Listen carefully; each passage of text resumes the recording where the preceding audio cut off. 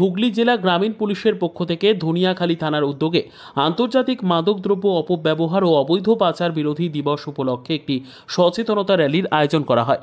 র্যালিটি সোমাসপুর কেকে high school থেকে ধনিয়াখালী সিনেমাতলা পর্যন্ত অনুষ্ঠিত হয়।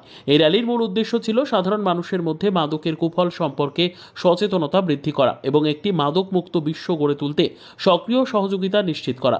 সোমাসপুর কেকে হাই স্কুলের মোট 200 জন ছাত্রছাত্রী ও শিক্ষক এই র্যালিতে অংশগ্রহণ করেন এবং ব্যানার ও ফেস্টুনের মাধ্যমে বার্তা প্রচার করেন।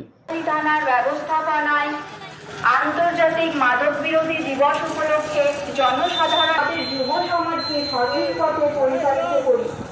আপনারা জানেন সচেতনতা পারি, তাই আমাদের সবাইকে এই বিষয়ে কথা বলতে হবে, শিক্ষিত হতে হবে এবং আমাদের বন্ধু বান্ধব, পরিবার এবং সমাজের মধ্যে সচেতনতা ছড়িয়ে দিতে হবে। মাদক ব্যবহারের বিপদ সম্পর্কে আলোচনা করা এবং এই বিষয়ে শিক্ষা প্রদান করা অত্যন্ত জরুরি। আমাদের উচিত এই বিষয়ে সঠিক তথ্য। সুপ্রিয় সঙ্গীরা, আজ হুগলি গ্রামীণ জেলা পুলিশের উদ্যোগে ধনিয়াখালী থানার ব্যবস্থাপনায় আন্তর্জাতিক মাদক বিরোধী দিবস উপলক্ষে জনসাধারণের জন্য একটি সচেতনতামূলক পদযাত্রা